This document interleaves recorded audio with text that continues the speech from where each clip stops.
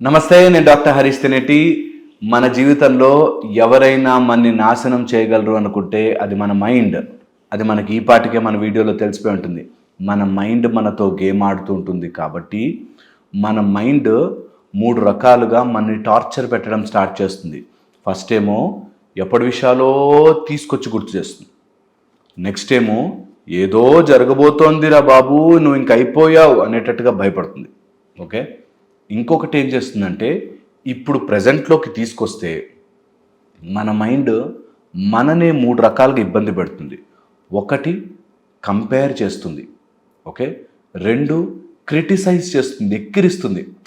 వాడు వేస్ట్ గడరా, వీడింతేరా, అసలు అంత దొంగలేరా అని ఎక్కిరిస్తూ అందరినీ తక్కువన్నా చేస్తుంది, లేదా మనని తక్కువన్నా చేస్తుంది. నువ్వు చేయలేవు, నువ్వు వేస్ట్ గాడివి, నువ్వు పనికిరావని ఇలాగా ఎక్కిరిస్తూ ఉంటుంది మన మైండ్. 3 ఏం చేస్తుంది తెలుసా, మన మైండ్ కంప్లైంట్ చేస్తుంది.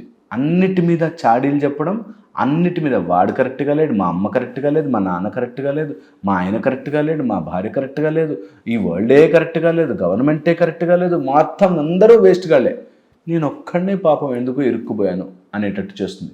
ఇది మీకు నాకే కాదు, అర్జునుడికి కూడా వచ్చింది. అందుకని పాయింట్ ఏంటంటే మన మైండ్ని ఎప్పుడైతే మనం కంట్రోల్లోకి తెచ్చుకోవాలి అనే ప్రయత్నం చేస్తామో అప్పుడు 3 మేజర్ విషయాలు, ఇంకా చాలా జరుగుతాయి. ఈ 3టిని గనక పట్టుకోగలిగితే, ఈ 3టిని గనక ఇది కంప్లైంట్ మారుస్తా అని మనం గుర్తుపట్టి చేంజ్ చేయగలిగితే లైఫ్ ఇట్లా టంగమని తిరిగిపోతుంది. నిజంగా తిరుగుతుంది. ట్రై చేయండి. ఎప్పుడైనా మీ మైండ్ ఆనందంగా లేదు, ఏదో వరీలో ఉన్నాం, గొడవలో ఉన్నాం, డిస్టర్బెన్స్లో ఉన్నాము అంటే ఈ 3 పనులే చేస్తూ ఉంటుంది. 1 కంపేర్ చేస్తుంది. వాళ్ళంతా ఎంత బాగుపడిపోయారు చూడు, నేను ఎప్పుడో చెప్పాను మా ఆయనకి ఆ చేసుంటే బాగుండే వాళ్ళమని.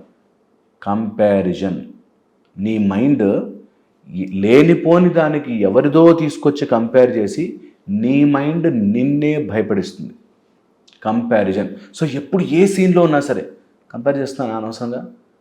వాడు ఏం చేస్తాడో మనకేం తెలుస్తుంది, వాడు ఏం లైఫో, ఎన్ని జన్మల లైఫో, అది ఎన్ని జన్మల నుంచి వచ్చి ఈ జన్మలో స్టిక్ అయ్యి ఉన్నాడో, వాడిది జన్మ నెంబర్ 25, నా జన్మ నెంబర్ 45, నాకేం తెలుస్తుంది, వాళ్ళకేం తెలుస్తుంది. సో అందుకని నీ మైండ్లో ఎవరు ఎందుకంత తెలివిగా బ్రతికేస్తున్నారు, నేను ఎందుకంత గొప్పగా బ్రతకలేకపోతున్నాను, ఆరు ఎవరెంత చీప్గా బిహేవ్ చేసేస్తున్నారు, నేనెంత ధర్మాత్ముడిలా బ్రతకలేకపోతున్నాను అనే ఒక పిచ్చి ఆలోచన నుంచి బయటకు రావాలి. Stop comparing. చాలామంది చేసేది ఏంటంటే ఎవడికో ధర్మాన్ని నేర్పించే ప్రోగ్రాం పెట్టుకుని, ఇప్పుడు మాకంటే డబ్బులు వస్తాయి, మాకంటే వీడియోలకు వ్యూస్ వస్తాయి, కాకపోతే చాలామంది వాళ్ళ మైండ్లోనే ఇతరులు ధర్మంగా ఎందుకు లేరురా బాబు అని బాధపడుతుంటారు. మా అత్తండి అలా చేయొచ్చా, ఒక కోడలితో అలా బిహేవ్ చేయొచ్చా అండి అని. ఇప్పుడు అత్త కోడలితో ఎలా బిహేవ్ చేయాలో బుక్ రాసుకుని వాళ్ళకి నేర్పించి వాళ్ళని బాగు చేయాలనే ప్రోగ్రాం మనం ఎందుకు పెట్టుకోవాలి అని ఆలోచించాలి. ఓకే, ఒక బాస్ అంత ప్రాజెక్ట్ చేస్తే వాడు అలా ఎక్కిరించడం కరెక్టా అండి అన్నాడు ఒక ఆయన. మళ్ళీ చెప్తున్నా, బాస్ ఎంప్లాయీస్తో ఎలా బ్రతకాలి న్యాయధర్మంగా అనేది వాళ్ళు చదువుకుని రాలే, మనం నేర్పించద్దు వాళ్ళకి. Simple point you know. సో మన మైండ్లో మనమే అవతల వాడికి ఏ ధర్మాలు రావాలి అని మనమే ఫిక్స్ అయ్యి వాడా ధర్మంగా లేనందుకు గాను నువ్వే బాధపడి లైఫ్ స్పాయిల్ అయిపోద్ది కదా, అనవసరంగా స్పాయిల్ అవుద్ది కదా లైఫ్. సో అది బాగా చూసుకోవాలి. దీంతోపాటు వెరీ వెరీ ఇంపార్టెంట్, నీ మైండ్ నిన్ను ఎక్కిరిస్తూ ఉంటుంది.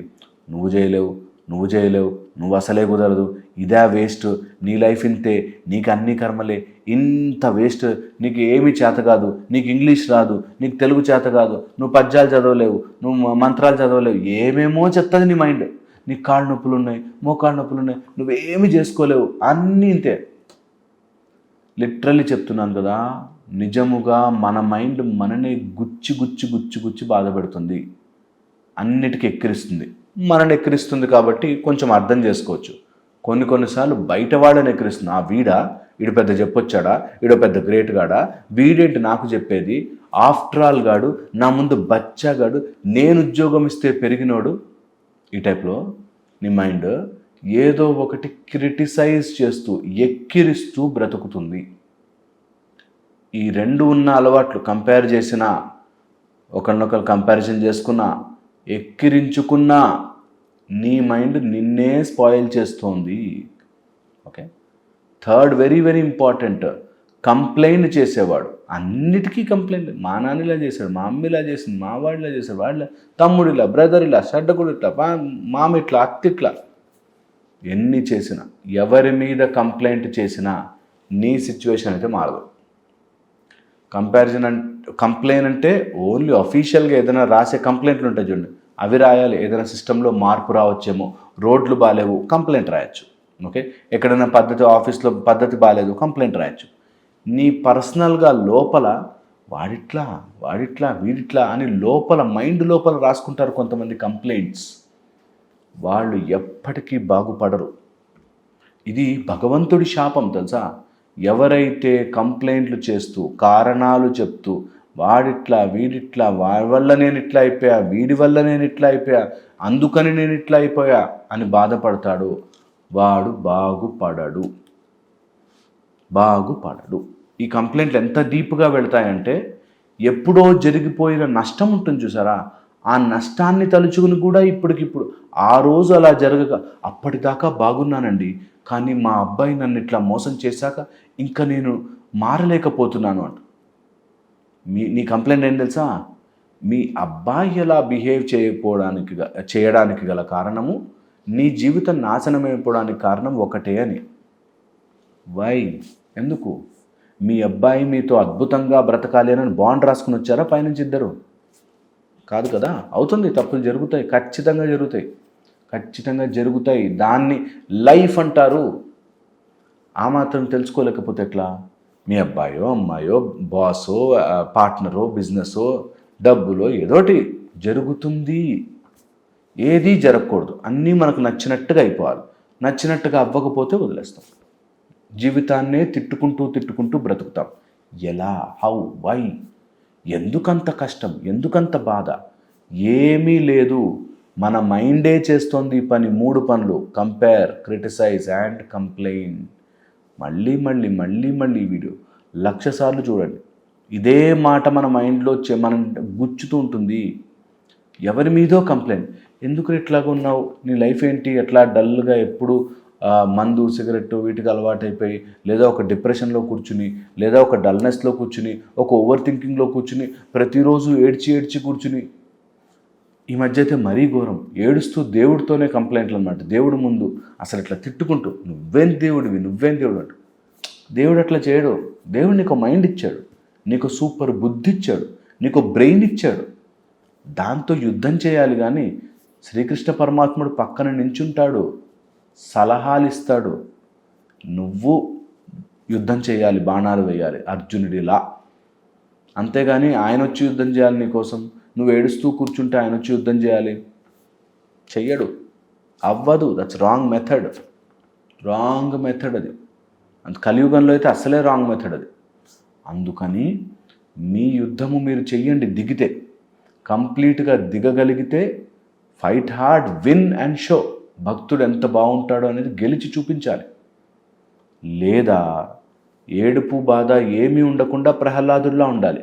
అన్నీ నా నరసింహస్వామి వచ్చి చూసుకుంటాడు, నేనెందుకు భయపడాలి, నేనెందుకు బాధపడాలి, అయ్యో ఎందుకు ఇట్లా చేస్తున్నారు, నాకేన్ని కష్టాలు, దేవుడు ఏం చేయట్లేదు నాకు అని బాధ ఎప్పుడూ లేదు. ప్రహ్లాదుడికి ఎప్పుడు బాధ. ఏదైనా అలా అన్నా ఉండాలి, ఇలా అయినా ఉండాలి. మధ్యలో ఉన్నామంటే ఎటు కాకుండా ఇరుక్కుపోతాం. ఇది అర్థం చేసుకుంటే 3 థింగ్స్ మీ మైండ్లోంచి తీసి పడేయాలి. నేను ఎవరి మీదైనా కంప్లైంట్ చేస్తున్నానా? ఎంతసేపు వాడిలా చేయలే కాబట్టి నా బతుకు ఇట్లా అయిపోయింది, మా నాన్న ఇట్లా లేడు కాబట్టి ఇట్లా అయిపోయింది, అప్పుడెప్పుడో నా భార్య నన్ను ఎప్పుడో ఏదో అంది అందుకని నా బెట్ ఇట్లా అయిపోయింది.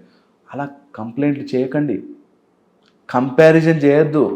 వాడు టైంలో నేను అక్కడ ల్యాండ్ కొనుంటేనా అయిపోయింది, కొనలే. ఇప్పుడు నా చిన్నప్పుడు ఏం జరిగిందంటే, ఇప్పుడు పెద్దప్పుడు అయిపోయావు, ఇప్పుడు ఏం చేస్తున్నావు, చిన్నప్పుడు అయిపోయింది స్టోరీ. అట్లాగా గట్టిపడండి, ఇంకా స్ట్రాంగ్ అవ్వండి. ఓకే. అప్పుడు మీకు ఎవ్వడి మోటివేషన్, నాలాంటి మోటివేషన్ అసలు పని అవసరం లేదు మీకు. మీరు లైఫ్లో ముందుకెళ్తారు. ఓకే. అండ్ నేను ఎంత చెప్తున్నా సరే మీ మైండ్ మిమ్మల్ని గుచ్చుతుంది, మీ మైండ్ క్రిటిసైజ్ చేస్తుంది. ఆ క్రిటిసైజ్ మైండ్కి చెప్పండి, దట్స్ ఓకే, నేను చేసుకుంటా, నేను గెలుస్తా, నువ్వు సైలెంట్గా ఉండు అని చెప్పండి. ఓకే. సో అప్పుడు నాకు మోకాళ్ళ నొప్పులు ఉన్నాయండి, ధ్యానంలో కూర్చోలేకపోతున్నాను. ధ్యానానికి కళ్ళు మాత్రమే ముయ్యాలి. మోకాళ్ళ నొప్పులతో సంబంధమే లేదు, మెడ నొప్పితో సంబంధమే లేదు. చెయ్యడం మొదలు పెడితే ఎక్కడి నుంచైనా చేయొచ్చు, కానీ కారణాలే కావాలి. కారణాలు లేకుండా చేయగలిగితే నా మాటలు మీ చెవిన రీచ్ అయ్యి మీరు మంచి ఉద్దేశంలో వింటే జీవితం ట్రాన్స్ఫార్మ్ అవుతుంది.